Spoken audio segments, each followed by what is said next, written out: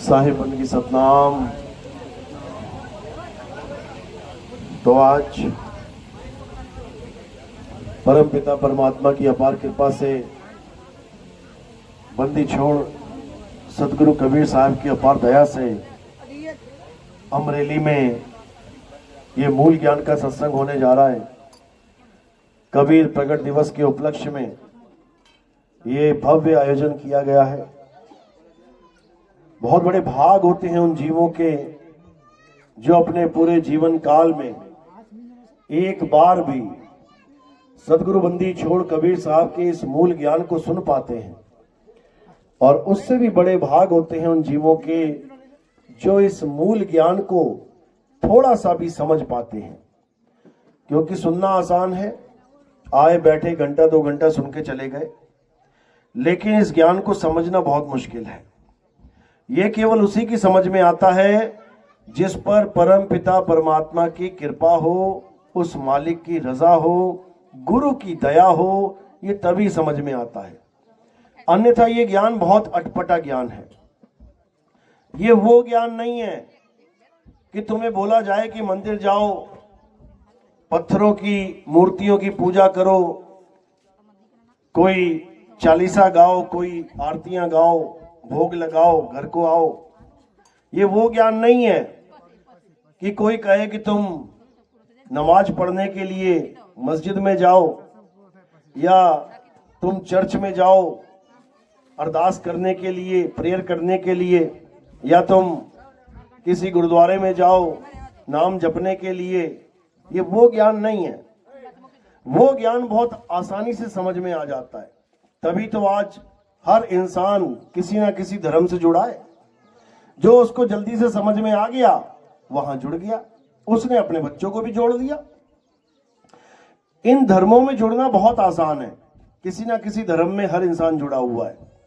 यह सब पवित्र ज्ञान में आता है। यानी एक इंसान को पवित्र बनाने के लिए, अच्छा इंसान बनाने के लिए इन धर्मों की स्थापना की गई है। इसमें कुछ नियम बताए गए हैं। हिंदू है तो ऐसा करे, मुसलमान है तो ऐसा करे, सिख है तो ऐसा करे, ईसाई है तो ऐसा करे। यानी तुम्हें एक पद्धति में लाने के लिए, तुम्हें एक सिस्टम में लाने के लिए ये धर्म बनाए गए हैं। लेकिन जो असली मूल ज्ञान है वो इन सब धर्मों से अलग है। वो किसी धर्म का गुलाम नहीं है, वो किसी जात पात का गुलाम नहीं है, वो किसी वंश विशेष का, किसी संप्रदाय का गुलाम नहीं है। वो एक सत्य हम सबका है।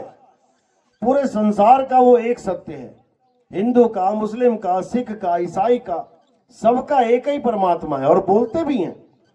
हिंदू भी कहते हैं परमात्मा एक है, मुसलमान भी कहते हैं अल्लाह एक है, सिख भी कहते हैं वाहिगुरु एक है, ईसाई भी कहते हैं गॉड एक है। अगर हम इनको 4 मान लें तो ये 4 अलग अलग हो जाएंगे। लेकिन हम ग्रंथों में देखते हैं कि हिंदुओं के ग्रंथ में लिखा है कि भगवान ने सूरज चांद सितारे बनाए। मुसलमानों के ग्रंथ में लिखा है अल्लाह ने सूरज चांद सितारे बनाए। ईसाइयों के ग्रंथ में लिखा है कि गॉड ने सूरज चांद सितारे बनाए। सिखों के ग्रंथ में लिखा है वाहिगुरु ने सूरज चांद सितारे बनाए। अब यहीं पे बुद्धि लगा लेनी चाहिए, यहीं पे विवेक जगा लेना चाहिए कि अगर ये अलग अलग होते, अल्लाह, वाहिगुरु, गॉड, खुदा, तो यहां 4 सूरज होते। एक भगवान ने बनाया होता, एक अल्लाह ने बनाया होता, एक गॉड ने बनाया होता, एक वाहिगुरु ने बनाया होता। अगर ये अलग अलग होते तो 4 सूर्य, 4 चांद, 4 धरतियां घूम रही होती। लेकिन ऐसा नहीं है। यहां पर एक ही सूरज, एक ही चांद, एक ही धरती दिख रही है। इसका मतलब कि ग्रंथों में तो सही लिखा है, बस नाम अलग अलग लिख लिए गए हैं, और कुछ नहीं है फर्क। चीज एक ही है, वो ताकत एक ही है, लेकिन उसके नाम इंसानों ने अपनी अपनी भाषाओं में लिख दिए। बस इतना सा फर्क है। जैसे गिलास में पानी एक ही है, लेकिन किसी ने उसको कह दिया जल, किसी ने कह दिया वाटर, किसी ने कह दिया नीर, किसी ने कह दिया तोय, किसी ने कह दिया पानी। यही 5 नाम बन गए इसी के। बस इसी प्रकार हमने उस एक तत्व को जानना है जो हम सबका एक परमात्मा है। बस इतनी सी बात समझ में आ गई तो सारा सत्संग समझ में आ जाएगा। तो आज का सत्संग शुरू करने से पहले परमपिता परमात्मा से अरदास करेंगे कि जिसके भी कान में मेरी ये आवाज जाएगी, मालिक उसको विवेक दे, उसको ऐसी बुद्धि बख्शे कि उसको एक एक बात समझ में आने लग जाए और इस भवसागर के जाल से वो निकलने के लिए सत्य का खोजी हो जाए। केवल सत्य का खोजी ही होना है। अगर सत्य के खोजी हो गए तो सत्य जरूर मिलेगा। तो आज का सत्संग शुरू करने से पहले परमपिता परमात्मा के नाम पे जयकारा लगाएंगे और फिर सत्संग शुरू करेंगे। बोलिए परमपिता परमात्मा की, सदगुरु बंदी छोड़ कबीर साहिब की, सभी संतों की, सभी भक्तों की, पंडाल में आए सभी हंसों की, इनके माता पिता इनके गुरुदेव की, सदगुरु मदन पति साहिब की, सदगुरु राम सेवक साहिब की, सदगुरु वैरागपति साहिब की, कलिनापुर धाम की, सभी हंसों की, इस गांव नगर बस्ती की, आज के आनंद की, सकल हंस को बंदगी साहेब बंदगी सतनाम। तो कबीर साहब इस धरातल पे आते हैं हम सबको वो ज्ञान समझाने के लिए जिस ज्ञान के ना होने के कारण हम बार बार जन्म मरण में फंस जाते हैं, बार बार इस भवसागर में गोते खाते हैं। ज्ञान तो हमारे पास बहुत है, बहुत लेके बैठे हैं, लेकिन जो मूल ज्ञान है केवल उसकी कमी है। अगर वो मूल ज्ञान हमारे समझ में आ जाए तो समझ लो कि हमारा जन्म मरण का ये चक्कर खत्म हो जाएगा। और आप देखेंगे कि सारे धर्म, जितने भी आपको धर्म दिखाई दे रहे हैं, उनमें पूजा पाठ, उनमें अरदास, उनमें नमाज, उसमें प्रेयर इसीलिए करवाई जा रही है ताकि सब जन्नत में चले जाएं, स्वर्ग में चले जाएं, ये बार बार जन्म मरण के चक्कर से खत्म हो जाएं। सब यही चाहते हैं कि हम स्वर्ग चले जाएं, जन्नत मिल जाए, हेवन मिल जाए, सचखंड मिल जाए, सतलोक मिल जाए। सब इसी दौड़ में लगे हुए हैं, लेकिन उन्हें पता ही नहीं है कि ये मिलेगी कैसे। मात्र कुछ चंद अक्षरों को पकड़ पकड़ के सोच रहे हैं कि हम इससे पार हो जाएंगे। हिंदू सोच रहा है जो हमें नाम बता दिया गया वो नाम जपूंगा तो पार हो जाऊंगा। मुसलमान सोच रहा है जो मुझे नाम मिला है उसको जपूंगा तो पार हो जाऊंगा। सिख भाई सोच रहा है जो हमें नाम बता दिया गया है उसे जपूंगा तो पार हो जाऊंगा।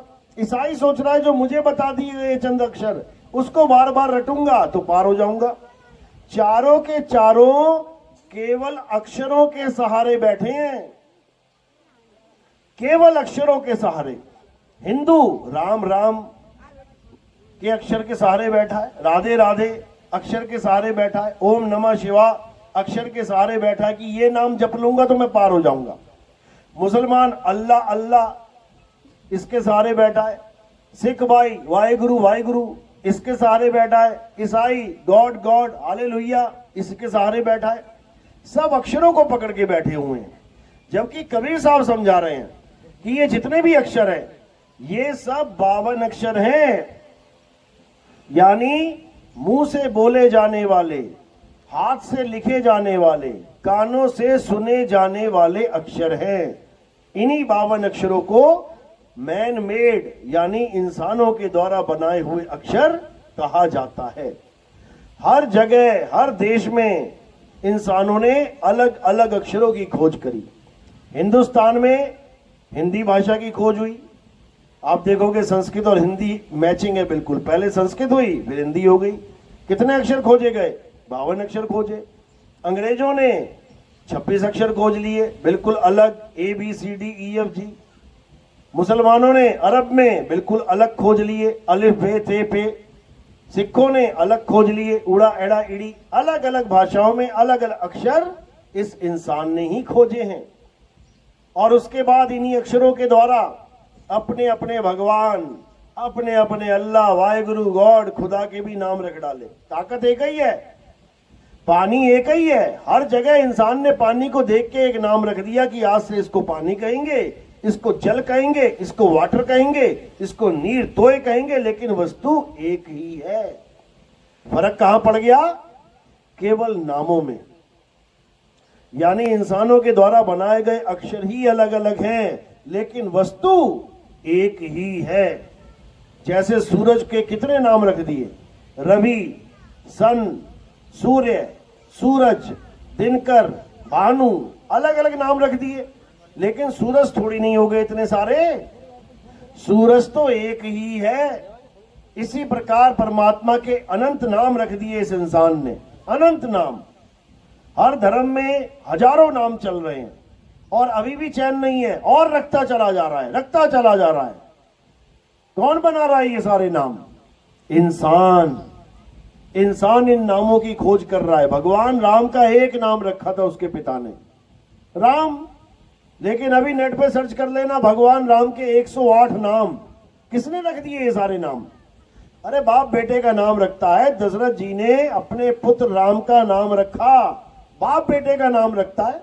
यहां पर जनता ही राम जी के नाम रखती चली जा रही है, बेटा बाप के नाम रखता चला जा रहा है। बताओ, समझो बात को। यानी ये सारे नाम किसकी वजह से बन रहे हैं? 52 अक्षरों की वजह से। तो ये 52 अक्षर किसकी वजह से बन रहे हैं? तुम्हारे मुंह में जो जीभ है ना, उसकी वजह से। अगर इंसान के मुंह से जीभ गायब कर दी जाए तो ये सारी दुनिया के नाम खत्म हो जाएंगे। फिर कोई नहीं बोल पाएगा कि मेरा ये नाम है, कुछ नहीं बोल पाएगा। बिना जीभ के बोल के देख लो, गूंगा क्या बोलेगा? कुछ नहीं बोल सकता, आ करेगा बस सारी उम्र। तो ये सारे नाम जितने भी तुम जिनको प्रेम करके बैठे हो, इन नामों के भरोसे बैठे हो, ये सारे जीभ की कला है। जीभ घुमा घुमा के नाम बोलना सिखा दिया और तुम बन गए ज्ञानी।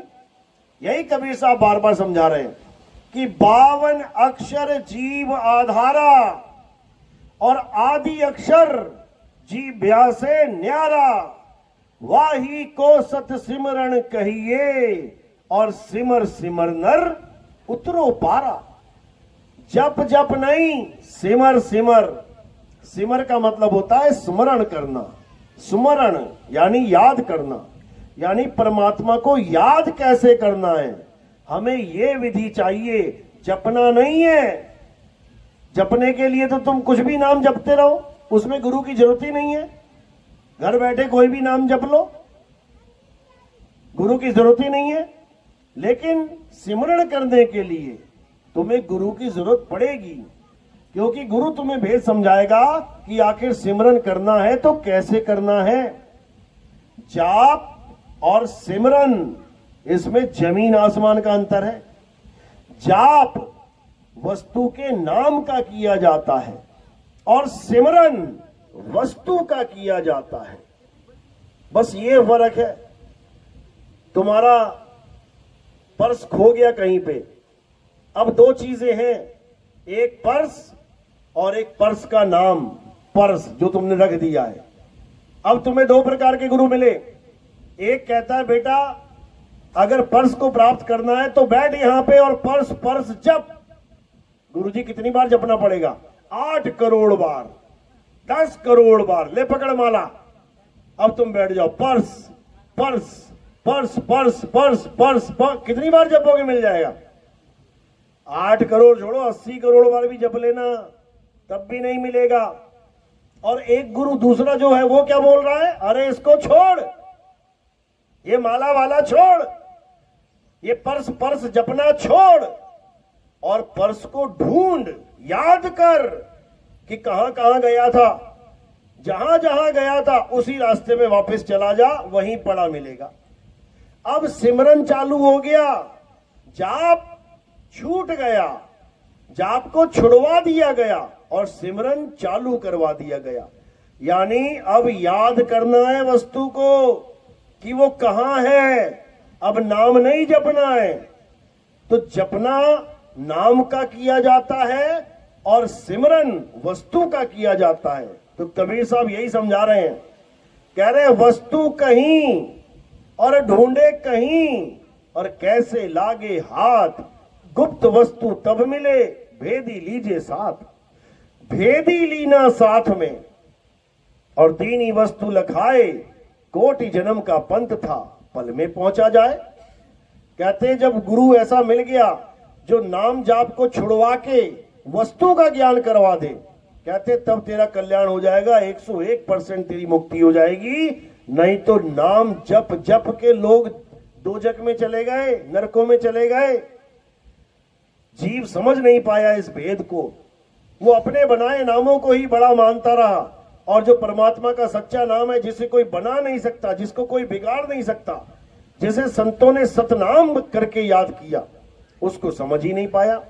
बाणियां तो गाता है, कलयुग में एक नाम आधारा, सिमर सिमर नर उतरो पारा। जप जप नहीं, सिमर सिमर, यानी उसको याद करो। परमात्मा को कैसे याद करना है ये गुरु से जानो, जपना नहीं है। तो कहते हैं असली गुरु वो होता है जो ये सारे जाप छुड़वा दे और वस्तु को कैसे याद करना है ये बता दे। तो मदन साहब की वाणी क्या कहती है? सोई गुरु पूरा कहावे, जो 2 अक्षर का भेद बतावे, एक छुड़ावे, ये सारे नाम छुड़वा दो, एक लखावे, जिस वस्तु का वो नाम है उस वस्तु को लखा दे, तब प्राणी निज घर को जावे। तब ये प्राणी अपने असली घर पहुंच जाएगा, नहीं तो इसी जन्म मरण में धक्के खाता जन्मों जन्म बीत जाएंगे। तो अब क्या करना है? अब उस वस्तु को जानना है, जिसके लिए मीराबाई कहती है, पायो जी में नाम रतन धन पायो, वस्तु अमोलक। मीराबाई कह रही है मुझे वस्तु मिली है, नाम नहीं मिला। वस्तु अमोलक दी मेरे सतगुरु, और कृपा कर अपनायो, पायो जी में नाम रतन धन पायो। उस नाम का, उस रतन का भेद बताने वाला गुरु वही पूर्ण गुरु होता है, जपाने वाला नहीं। साहिब समझा रहे अपनी वाणी में, मुंह को कहां ढूंढे रे बंदे, मैं तो तेरे पास में, ना मंदिर में, ना मस्जिद में, ना काबे कैलाश में, ना मैं जप में, ना मैं तप में, ना मैं व्रत उपवास में। अरे खोजी होए तुरंत मिल जाऊं, एक पल की तलाश में। और कहे कबीर सुनो भाई साधो, मैं तो हूं विश्वास में। यानी भेद समझा रहे हैं सतगुरु बंदी छोड़ कबीर साहब कि मोको कहां ढूंढे रे बंदे, मैं तो तेरे पास में। यानी जिस परमात्मा को सारा संसार ढूंढ रहा है वो परमात्मा तुम्हारे बिल्कुल पास में है, लेकिन तुम्हें उसका एहसास नहीं है, तुम्हें उसके बारे में जानकारी नहीं है, तो तुम सारी उम्र ढूंढते ही चले जाते हो। कैसे? जैसे वो हिरन जिसे नहीं पता कि जो कस्तूरी की खुशबू आ रही है वो उसकी नाभि से ही आ रही है, और वो बेचारा नाभि में ना ढूंढ के वन वन में ढूंढता फिरता है, और एक दिन ऐसे ही किसी वन में मर जाता है, सारी उम्र बीत जाती है। तो कहते हैं कस्तूरी कुंडल बसे, मृग ढूंढे वन माही, और ऐसे रमता राम है ये दुनिया जाने नाही। यानी जो असली राम है वो रमता राम है। रमता राम यानी जो हम सब में रमा हुआ है, बिना राम के कोई इतना भी काम नहीं कर सकता। लेकिन वो कौन सा राम है ये जानना पड़ेगा। रमता राम कहते किसे हैं उसे जानना पड़ेगा। गाते तो है भजन, तुझ में राम मुझ में राम सब में राम समाया, और सबसे कर लो प्रेम जगत में कोई नहीं पराया। गाते तो हैं लेकिन इस भेद को नहीं जानते कि वो राम है क्या, जो तुझ में भी है और मुझ में भी है। उस राम का नाम क्या है? आत्म राम। वो आत्म राम हम सब में रमा हुआ है, इसीलिए उसको रमता राम बोलते हैं। वो सब में रमा हुआ है और बिना उसके किसी की उंगली भी नहीं हिल सकती। ये जो तुम खा रहे हो, पी रहे हो, चल रहे हो, भाग रहे हो, कूद रहे हो, गा रहे हो, गाड़ी चला रहे हो, बाइक चला रहे हो, किसकी वजह से? उस आत्म राम की वजह से, उस आत्मा की वजह से। और जैसे ही आत्मा ने शरीर छोड़ दिया, तुम एक उंगली नहीं हिला सकते। समझो, अगर तुम इस पंडाल तक आए हो घर से चल के, आत्मा की वजह से आए हो। आत्मा का नाम सुना है ना सबने?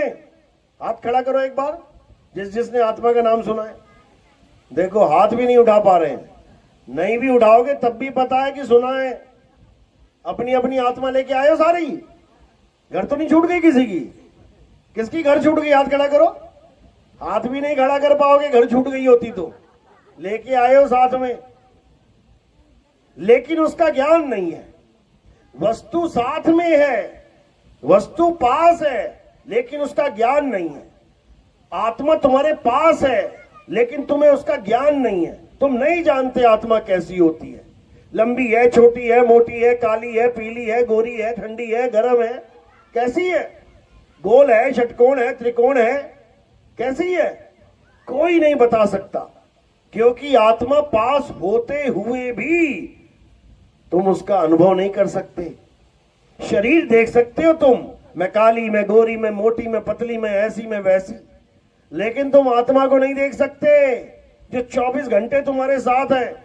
बिना आत्मा के तुम कहीं जा नहीं सकते, आ नहीं सकते, लेकिन उस आत्मा को तुम कभी जान भी नहीं सकते जब तक तुम्हारे जीवन में आत्मज्ञानी गुरु नहीं आ जाए। अभी तक कौन कौन से गुरु आए तुम्हारे जीवन में?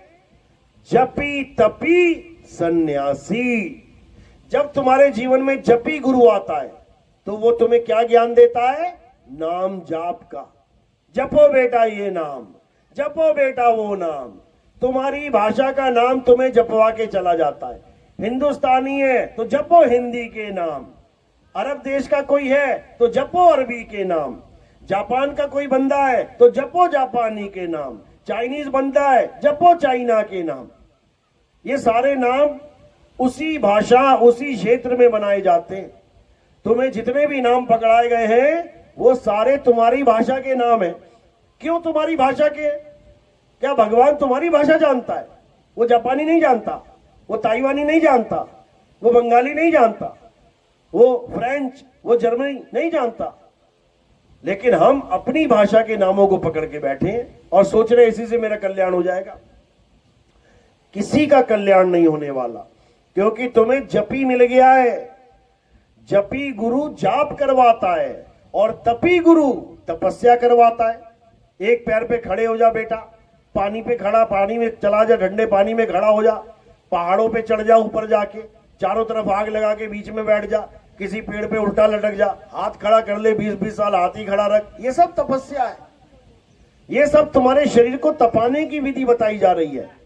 ये आत्मज्ञान नहीं है, इससे आत्मा का ज्ञान नहीं होगा।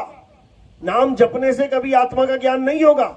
अगर तुम्हें कोई कहे करंट को प्राप्त करना है, करंट जानना है कैसा होता है, तो करंट जप, और तुम जप रहे हो करंट करंट करंट करंट, झटका लगेगा क्या? कभी जीवन में नहीं लगेगा। तो क्या करना है? करंट करंट जपना छोड़ के वो तार कहां है उसमें उंगली लगा जाके, और एक बार उंगली लगा दी ना तो सारी उम्र नहीं भूलोगे करंट कैसा होता है। जपने से कभी करंट का अनुभव नहीं हो सकता। इसी प्रकार किसी भी भगवान का नाम जपो, इससे भगवान का अनुभव नहीं हो सकता, बिल्कुल नहीं हो सकता। लेकिन विश्वास एक ऐसी चीज है कि विश्वास कर करके अपना पूरा जीवन बिता के चले गए। खुद तो गए, दूसरों को भी इसी लाइन में लगा के चले गए, केवल विश्वास की वजह से कि विश्वास रख, अंत समय में परमात्मा तुझे मिलेगा। कभी नहीं मिलेगा, कभी नहीं मिलेगा। नाम जपने से कभी परमात्मा मिलता ही नहीं है। अगर नाम जपने से परमात्मा मिलता तो कबीर साहब ये बात कभी कहते ही नहीं। क्या कह रहे हैं? कह रहे माला फेरत जुग भया, मिटा न मन का फेर, और कर का मन का फेंक के, मन का फेर। कभी नहीं कहते कि ये माला फेंक दे। क्या बोल रहे हैं? माला तो कर में फिरे, और जीभ फिरे मुख माही, ये मनवा दसहु दिसी फिरे, ये तो सिमरन नाही। ये जाप है, सिमरन नहीं है। सिमरन का मतलब होता है याद करो, परमात्मा को याद करो। कैसे याद करेंगे? जब आत्मज्ञानी गुरु मिलेगा, वो बताएगा तुम्हें कैसे याद करना है। नहीं तो जप जप के जीवन बर्बाद हो जाएगा। तो कबीर साहब क्या बोल रहे हैं? कह रहे माला फेरूं ना हरि भजूं, और मुख से कहूं ना राम, मेरा हरि मुझे भजे और मैं पाऊं विश्राम।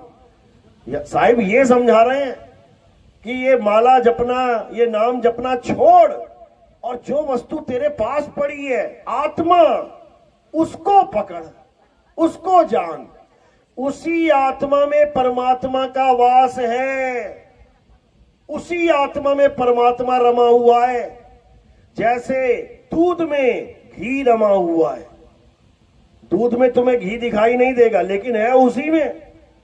अगर तुम्हें पता लग जाए कि दूध से कैसे घी निकलेगा, तुम निकाल लोगे उसमें से। लेकिन अगर तुम्हें नहीं पता, कोई बताने वाला नहीं मिला, तो सारी उम्र दूध ही पीते रह जाओगे, घी नहीं निकाल सकते। तो कैसे मिलेगा परमात्मा? अपनी आत्मा में रमण करके। क्या कहती है गीता? श्री कृष्ण जी ने क्या समझाया गीता में? पहली बात तो कोई गीता पढ़ता ही नहीं है, वैसे ही डरा रखा है सबको कि अगर बिना नहाए धोए हाथ लगा दिया गीता को तो पाप लग जाएगा। बंदा नहा धो के भी हाथ नहीं लगाता, यार झूठे हाथ ना हो कहीं। इतना दूर कर दिया गीता से, जबकि गीता एक ऐसा अनमोल ग्रंथ है। अगर तुमने गीता को पढ़ लिया, आज हमारे सत्संग सुन सुन के जो सारी उम्र गीता को नहीं समझ पाए थे, आज वो 100-100, 200 रुपए में गीता का ज्ञान बेचते नजर आ रहे हैं। वो गीता के ऑनलाइन सत्र देते नजर आ रहे हैं। हमारा ज्ञान, हमारा जो गीता का हमने खुलासा किया है, उसको सुन सुन के ज्ञानी बन गए। सारी उम्र बीत गई लोगों की, लेकिन गीता के भेद को नहीं समझ पाए। क्या बताती है गीता? अध्याय 3 17वां श्लोक। तुम्हें असली ज्ञान बताया जा रहा है कि आखिर करना क्या है। संसार में आए हो तो क्या करने के लिए आए हो?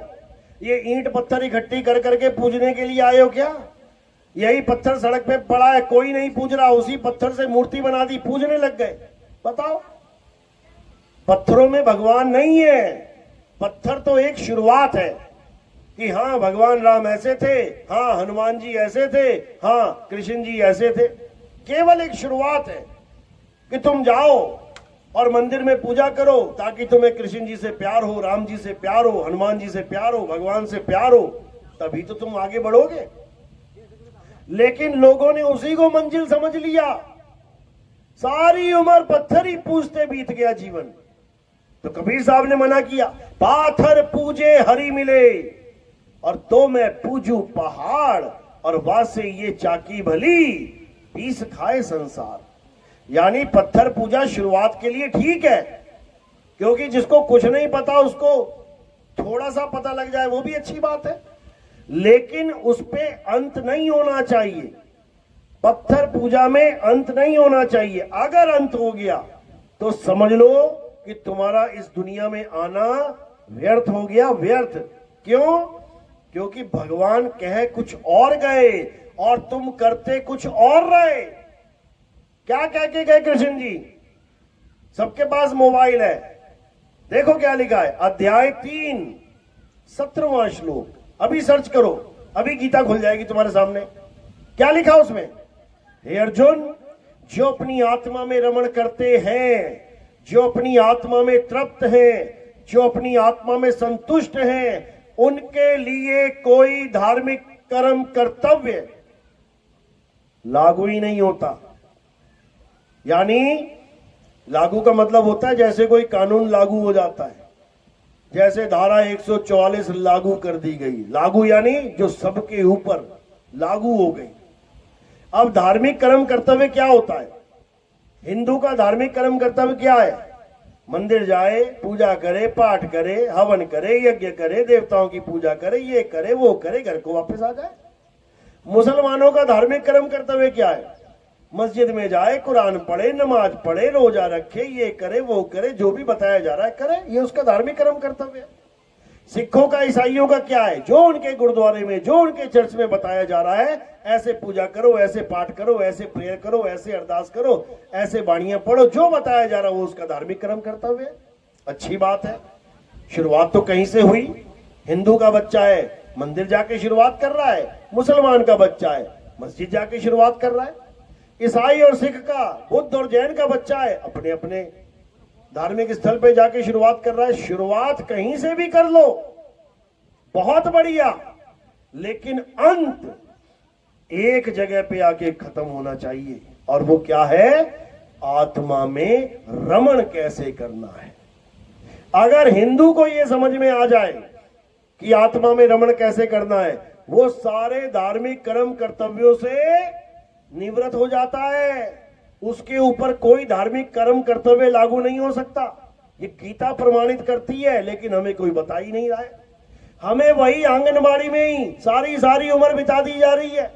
हमें एलकेजी यूकेजी में ही सारी उम्रें बितवा दी जा रही हैं। कोई नहीं बता रहा कि मंदिर के आगे क्या, मस्जिद के आगे क्या, गुरुद्वारे के आगे क्या, चर्च के आगे क्या, आगे क्या करना है।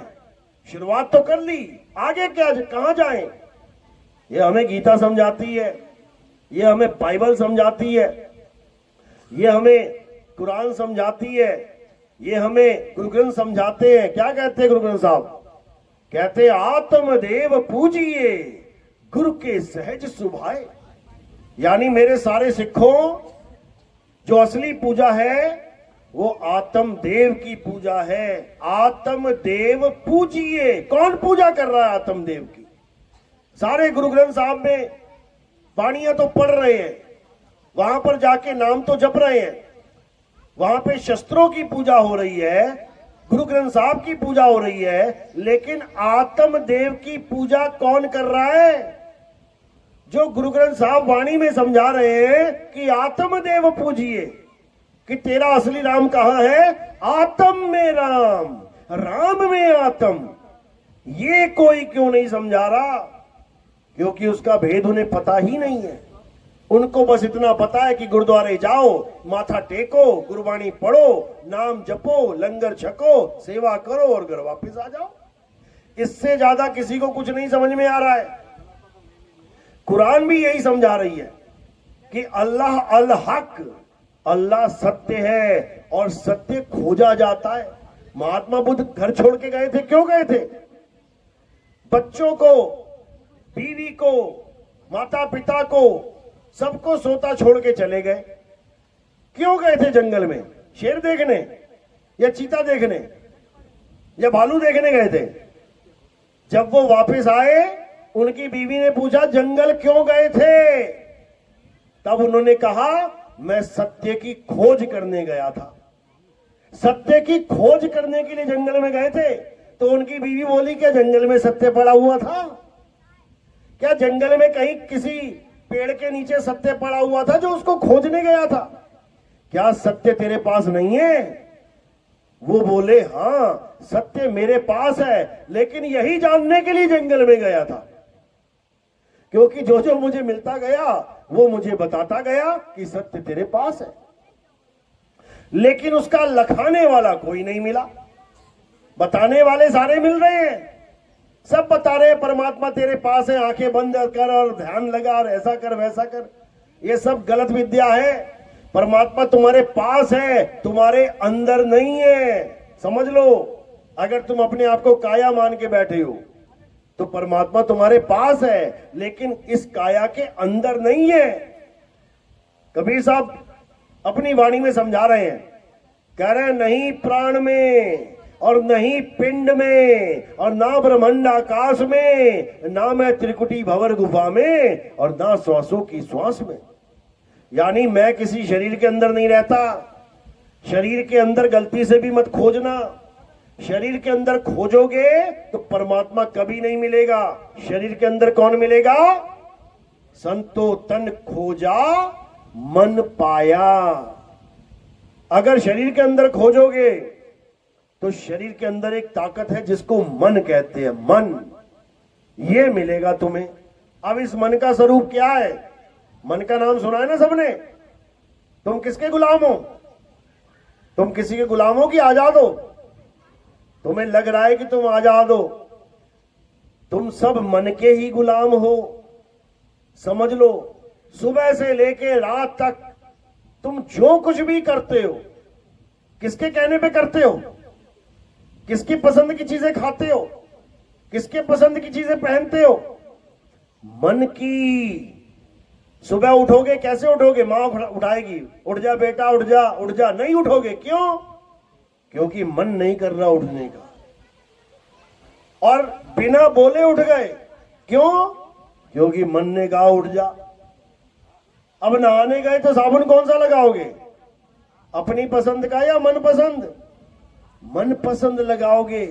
यानी मन के पसंद का। दुकान पे गए थे, 100 तरह का साबुन था, कौन सा उठाया?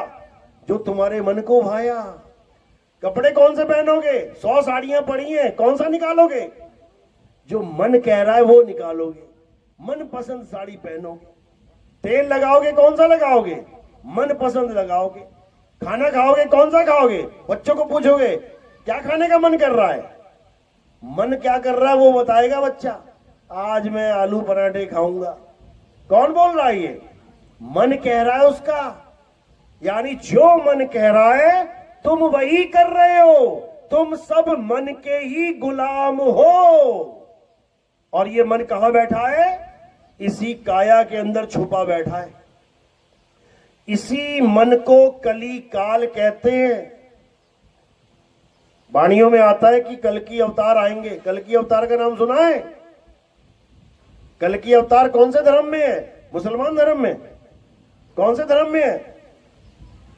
10 अवतारों में से आखिरी अवतार कल की अवतार है। 9 अवतार हो चुके हैं। कौन कौन से? मत्स्य अवतार हो गया, कुर्म अवतार हो गया, वराह अवतार हो गया, नरसिंह अवतार हो गया, वामन अवतार हो गया, परशुराम अवतार हो गया, श्री राम अवतार हो गया, कृष्ण अवतार हो गया, महात्मा बुद्ध अवतार हो गया। अब कल की अवतार की बारी है। तो कल की अवतार किसके साथ युद्ध करेंगे? राम जी ने किसके साथ किया? रावण के साथ। कृष्ण जी ने कंस के साथ। कल की अवतार किससे करेंगे? कौन सा राक्षस है? यही राक्षस है जिसकी तुम गुलामी कर रहे हो सुबह से शाम तक। कल की अवतार युद्ध किसके साथ होगा? कली काल के साथ होगा। कली काल कोई रावण नहीं है, कली काल कोई कंस नहीं है। रावण और कंस तो उसके पैर की धूल की भी धूल नहीं है, क्योंकि रावण और कंस तो केवल एक छोटे छोटे राज्य के राजा थे। एक लंका का राजा था और एक मथुरा का राजा था। और जो कली काल है वो कहां का राजा है? वो 3 लोक का राजा है। वो सारे संसार का राजा है। वो हर जीव का राजा बना बैठा है। समझ लो, कुत्ता भी बिस्कुट और खाएगा, कभी देखो ना बिस्कुट डाल के, कभी सूंघ के खा लेगा, कभी सूंघ के नहीं खाएगा। किसका गुलाम हुआ पड़ा है? मन का। कभी सूंघेगा, मन करेगा खा जाऊं तो खा लेगा, और कितनी बार तुम कितना ही खिलाते रहो मुंह मोड़ के चला जाएगा। किसका गुलाम है? मन का। कली काल सबके अंदर बैठा हुआ है। और उसका स्वरूप क्या है? ज्योति स्वरूप। ये जितने भी पंथ चल रहे हैं ना इस संसार में, जो तुम्हें त्रिकुटी में ध्यान लगवा के ज्योति के दर्शन करवाते हैं, ये उसी कली काल के गुलाम हैं। उसी कली काल को अलख निरंजन कहते हैं। ये ज्योति स्वरूपी अलख निरंजन, इसने सब जग भरमाया, सारे संसार को भ्रमित करके बैठा है। बड़े बड़े ऋषि मुनि, बड़े बड़े देवी देवता आंखें बंद करके इसका ध्यान करते हैं। आंखें बंद करके कहां ध्यान लगाते हैं? त्रिकुटी में ध्यान लगाते हैं। इसी को कबीर साहब समझा रहे हैं। कहते हैं निज मन करत जहां ठकुराई, सो नैनन पिछवारा है, कर नैनो दीदार महल में प्यारा है। यानी त्रिकुटी में बैठा हुआ निरंजन ये सब पे राज कर रहा है, सब पे। इसी का राज खत्म करने के लिए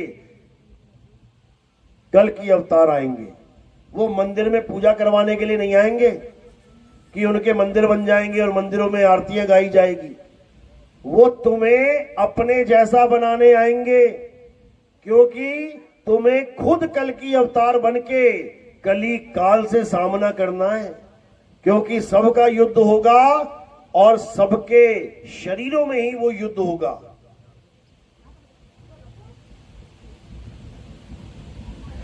असली जंग तुम्हारी ही तुमसे होगी, यानी इस आत्मा की मन से होगी।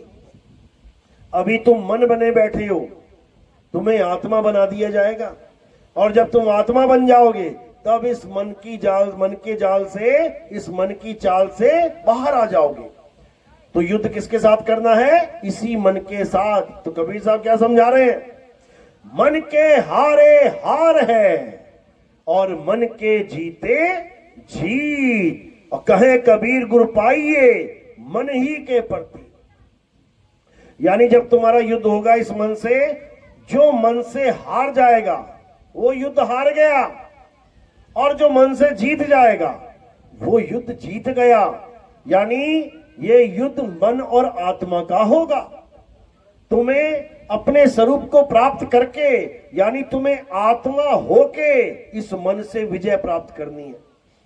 जब तक तुम आत्मा नहीं हो पाए तब तक तुम इस मन को हरा नहीं सकते। बड़े बड़े ऋषि मुनि नहीं हरा पाए। 21 हजार साल तपस्या करने के बाद, 50 हजार साल तपस्या करने के बाद फिर मन के झांसे में फंस गए बड़े बड़े योद्धा, बड़े बड़े ऋषि। तो ये मन कोई छोटी मोटी चीज नहीं है भाई, ये 3 लोक का मालिक है।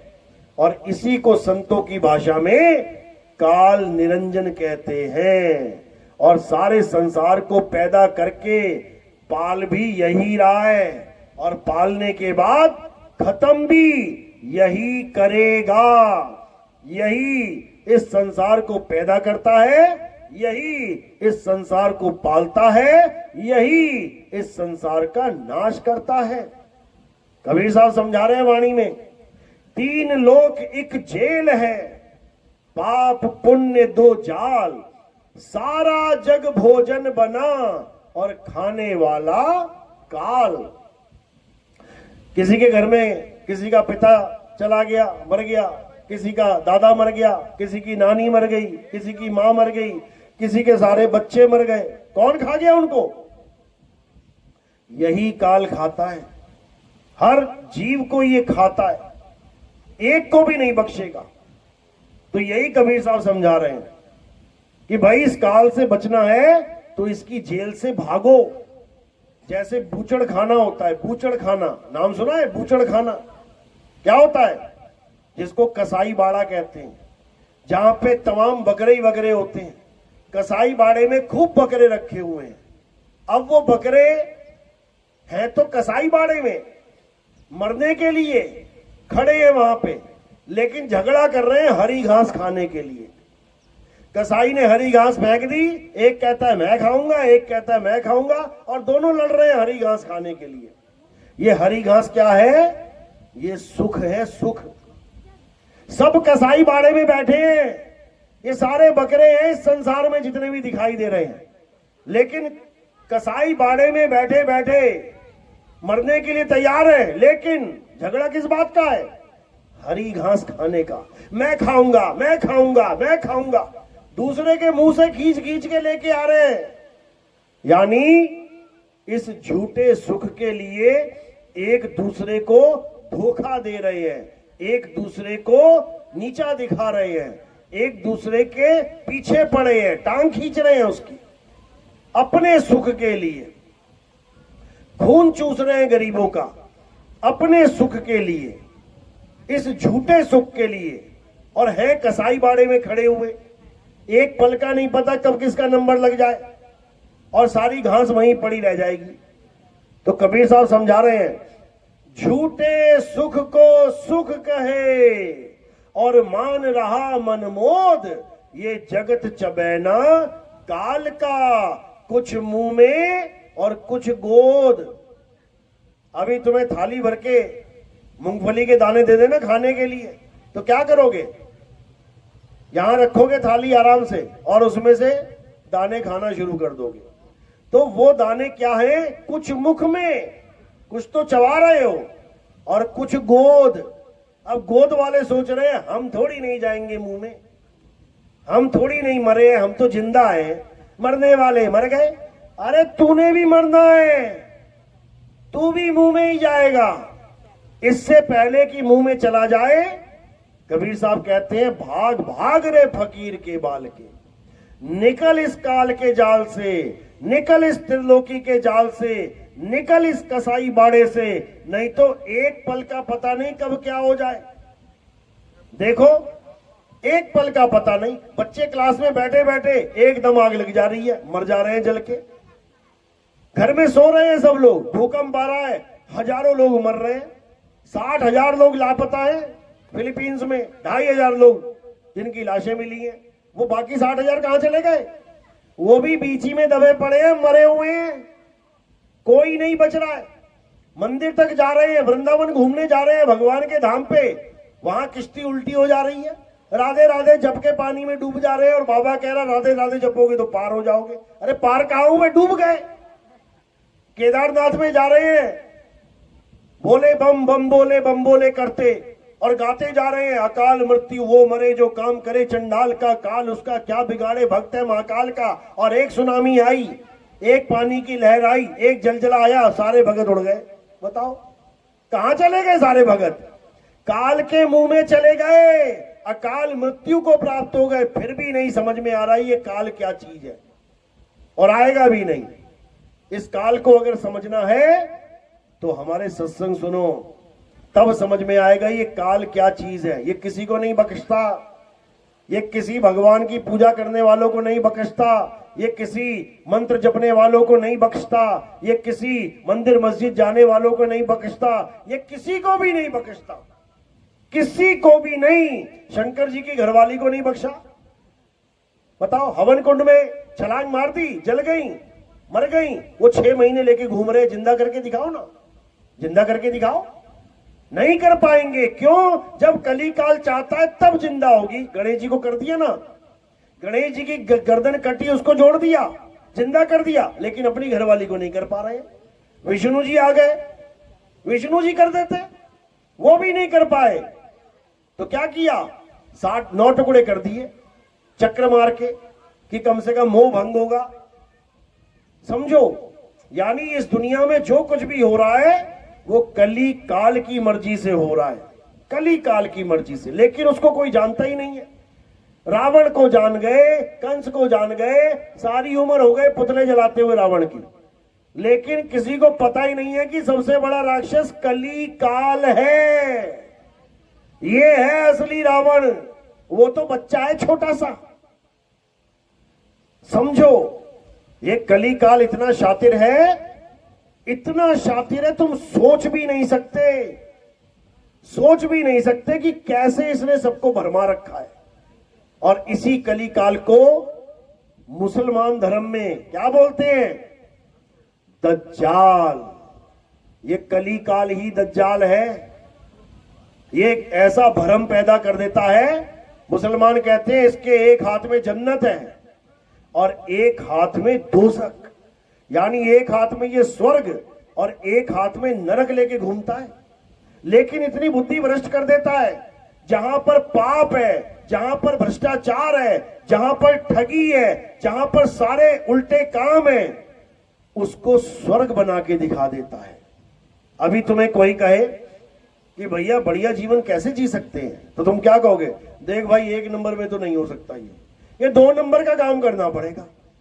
2 नंबर का काम करेगा तो बढ़िया जीवन हो जाएगा, बड़ी बड़ी गाड़ियां हो जाएंगी, बड़े बड़े महल मिल जाएंगे, बड़े बड़े डनलप के गद्दे मिल जाएंगे, बैंक अकाउंट भर जाएंगे, दुनिया भर के नौकर चाकर मिल जाएंगे, यानी तू स्वर्ग में आ जाएगा। लेकिन क्या करना पड़ेगा? गलत काम, 2 नंबर का काम। अब ये 2 नंबर का काम करने वालों को ये कली काल, ये दज्जाल स्वर्ग दिखा रहा है कि तू स्वर्ग में है, बाकी तो नरक में है। देख झोपड़ी में कैसे बेचारी बूढ़ी है अम्मा गरीबी में जूझ रही है, वो नरक में है, तू स्वर्ग में है। समझो, इतना बड़ा झांसा है कि राम मंदिर को नहीं छोड़ा, राम मंदिर में 200 करोड़ का मामला गायब। क्यों? ऐश करने के लिए, बड़ी बड़ी प्रॉपर्टी बन जाए, हम भी राजा बन जाए, हम भी बड़े आदमी बन जाए। समझे? कौन करवा रहा है ये? क्या मुसलमान ने चोरी करी क्या, या ईसाइयों ने चोरी करी, या किसी सिख भाई ने चोरी करी? किसने चोरी करी? भगवान के ही भक्तों ने, भगवान के ही भगत नोट गिनते गिनते अपने घर पहुंचा रहे थे। जो भगवान को मानते थे, जो कहते थे मंदिर तो यही बनेगा, यही बनेगा, चोरी करने के लिए बनेगा। बताओ, ये कोई और नहीं कर रहा है, ये कली काल करवा रहा है। सबके अंदर छुप के बैठा है और सबको झूठा लालच देता है कि चोरी कर ले, ठगी कर ले, बेईमानी कर ले, तू स्वर्ग में आ जाएगा, तुझे स्वर्ग मिल जाएगा। और वो बेचारा भोला जीव लग जाता है धीरे धीरे ठगी मारने, चोरी करने, गलत काम करने, और थोड़ा अमीर होता है, कहता हाँ अब स्वर्ग में हूं मैं। ये मुसलमानों को अच्छे से समझा रखा है मोहम्मद साहब ने कि वो दज्जाल तुम्हें जो स्वर्ग दिखा रहा होगा असल में वो नरक है, और जो तुम्हें नरक दिखा रहा होगा, यानी ईमानदारी से पैसा कमाओगे तो गरीब रह जाओगे, 2 वक्त की रोटी मिलेगी, नमक के साथ खानी पड़ेगी, ये नरक है। ये नरक नहीं है मेरे भाई, यही स्वर्ग है, यही स्वर्ग है। यानी वो दज्जाल इतना शैतान होगा कि सारे उल्टे काम करवा के तुम्हें स्वर्ग दिखा के नरक में ठोकेगा ले जाके। और जो सच्चे इंसान होंगे वो उसके जाल में नहीं फंसेंगे, वो 1 नंबर काम करेंगे और गरीबी में जी के स्वर्ग को प्राप्त होंगे। इतना शातिर है ये, समझ लो। इसी को बाइबल में शैतान बोला गया है। शैतान हर धर्म में इसी का जिक्र है। गुरु ग्रंथ साहब में इसका नाम किलविश रखा गया, किलविश। यानी ये इतना खतरनाक है कि सबको यही विष पिला के इस दोजक में लेके जाएगा। लेकिन कहते हैं विलन होता है तो हीरो भी होता है। अब ऐसी कोई फिल्म नहीं जिसमें विलन ही विलन हो, हीरो भी होता है। और ये हीरो हर धर्म में है। हिंदू धर्म में इसी को कल्कि अवतार कहते हैं, और आखिरी अवतार, यही सारे भेद खोल के सबको निकाल के ले जाएंगे। इसी को मुसलमान धर्म में इमाम मेहदी कहते हैं, इसी को ईसाई धर्म में जीसस सेकंड कमिंग कहते हैं, इसी को सिख धर्म में मर्द का चेला कहते हैं, इसी को कबीर पंथ में चूड़ामन अवतार कहते हैं, इसी को यहूदियों में इलियास कहते हैं। इसी के सारे नाम रखे गए हैं। यानी ये आखिरी पत्ता है परमात्मा का। और जब ये आखिरी पत्ता खुलेगा, ये ज्ञान खुलेगा, तो सारे संसार को इस किलविश से, इस कलिकाल से, इस दज्जाल से, इस शैतान से आजाद करवा देगा और सदा सदा के लिए परमात्मा के चरणों में वास करवा देगा। इसी को समझना है। ये मंदिर, मस्जिद, गुरुद्वारे, चर्च ठीक है, शुरुआत है, लेकिन असली शैतान तुम्हारे अंदर बैठा है। तेरा साईं तुझ में है और दुश्मन भी तुझ माही। परमात्मा भी तेरे पास है और शैतान रूपी मन भी तेरे पास है। तू शैतान को तो पूजने में लगा है, शैतान की अरदास करने में लगा है, शैतान की बात मानने में लगा है, लेकिन तुझे परमात्मा का एहसास नहीं हो पा रहा है। तो सच्चे संत क्या करते हैं? तुम्हें डायरेक्ट परमात्मा से जोड़ते हैं। जब तुम डायरेक्ट परमात्मा से जुड़ते हो तो परमात्मा क्या करता है? परमात्मा तुम्हें अपना स्वरूप प्रदान कर देता है। कहते गुरु को कीजिए दंडवत और कोटि कोटि प्रणाम, कीट न जाने भृंग को गुरु कर ले आप समान। यानी वो परमात्मा तुम्हें कल की अवतार बना देगा, उसके बाद तुम कली काल की गर्दनें उड़ाते रहना, लेकिन उसके लिए पहले तुम्हें बनना पड़ेगा, वो होना पड़ेगा। उसके अलावा और कोई रास्ता नहीं है। उसके अलावा दोजक के धक्के हैं, उसके अलावा नरकों के धक्के हैं। मेरी बात समझ में आ रही है? किस किस के समझ में आ रही है? हाथ खड़ा, झूठा मूठा वाला नहीं। अगर बात समझ में आ रही तो बहुत अच्छी। और आगे का ज्ञान सुनने के लिए, क्योंकि एक सत्संग से समझ में नहीं आती बात। हाँ, बीज पड़ गया कान में, आज बीज पहले सत्संग से ही पड़ जाता है, लेकिन ये अंकुरित कब होता है? जब समय आता है, ऋतु आती है, तब अंकुरित होता है। तो उसके लिए क्या करना पड़ेगा? हमारे सत्संग YouTube चैनल पे आते हैं। YouTube चैनल पे खूब गुजराती गाने, खूब गुजराती कॉमेडी देख ली आप लोगों ने। अब 10 मिनट सत्संग को देने हैं। सत्संग में आपने क्या लिखना है YouTube चैनल पे? नितिन दास के सत्संग। आपने उन सत्संगों को एक एक करके सुनना शुरू कर देना है और धीरे धीरे धीरे परमात्मा की दया से विवेक जागेगा और ऐसा जागेगा कि फिर सोएगा नहीं। फिर कली काल के साथ युद्ध करना शुरू हो जाओगे। तुम खुद ही अपने आप समझ में आने लग जाएगा तुम्हें कि मन कितना शातिर है, कहां कहां फंसाता है। एक एक बात, एक एक चाल मन की समझ में आने लग जाएगी और धीरे धीरे इस मन से छूटने का, इस जाल से निकलने का रास्ता सत्संग के माध्यम से पता लगने लग जाएगा।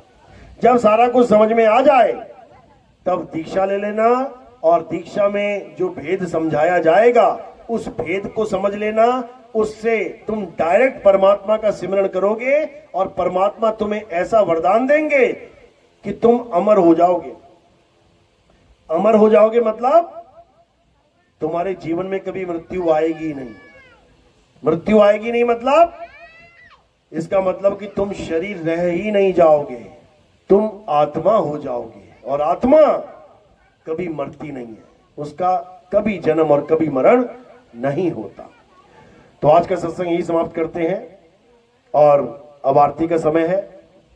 आरती कैसे होती है हमारे यहाँ?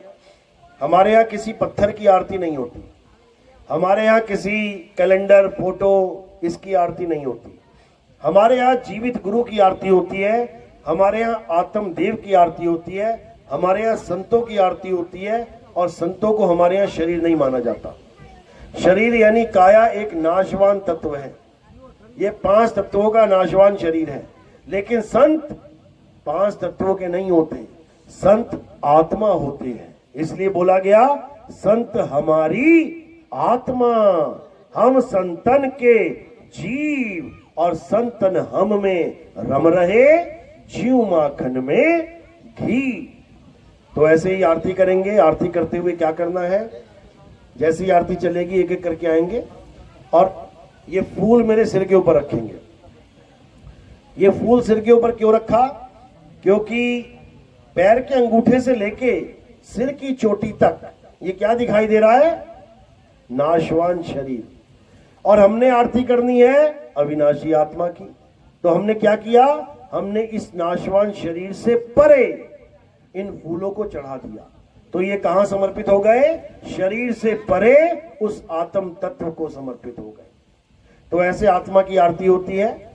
और कोई प्रचार प्रसार में योगदान करना चाहेगा, क्योंकि हमारा लक्ष्य केवल और केवल ये ज्ञान पूरे संसार में फैलाना है। उस सेवा से हम क्या करते हैं? हमारा प्रोग्राम टीवी चैनल में भी आता है। आपके घर में टीवी होगा, चैनल भी देखते होंगे आप।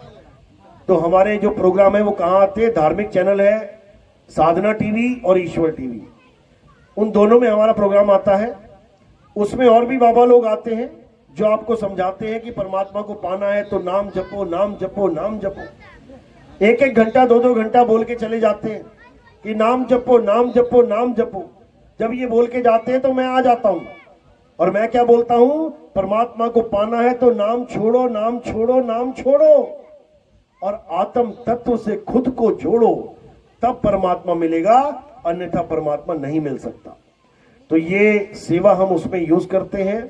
और हम गीता का प्रचार करते हैं। हमारे आश्रम की गीता है, हर हर गीता घर घर गीता। आप इस गीता को लेके जाना, गुजराती में छपी हुई है। और ये गीता बिल्कुल सार, जिसको निचोड़ कहते हैं ना। आप देखोगे गन्ना 1-1 क्विंटल लेके आते हैं लोग, लेकिन जब उसमें से रस पीना होता है कितना निकलता है? बहुत कम। तो वो सार कहलाता है। पूरी गीता पढ़ोगे समझ में नहीं आएगी, लेकिन सार सार को ग्रहण कर लोगे तो हर चीज समझ में आ जाएगी। इसीलिए हमने गीता का सार यानी निचोड़ एक छोटी सी पुस्तक में बना के रखा है। जिसको भी वो चाहिए होगी वो बाबू भाई से संपर्क कर सकते हैं, उनको गीता मिल जाएगी। तो गीता भी हम उसी प्रचार प्रसार में लगाते हैं। और बहुत से जो यात्राएं चलती हैं, जैसे बाबा रामदेव की यात्रा या ये कांवड़ यात्रा या और भी कई यात्राएं चलती है, हम वहां पर भक्तों की ड्यूटी लगाते हैं। बिल्कुल निशुल्क उनको ये गीता पहुंचाई जाती है। ये सब आप सबके योगदान से ही होता है, क्योंकि हमारा एक ही लक्ष्य है, परमपिता परमात्मा के सच्चे नाम का प्रचार प्रसार करना, इस कली काल के खेल को खत्म करना। बोलिए परमपिता परमात्मा की सदा ही जय हो। साहिब बंदगी सतना।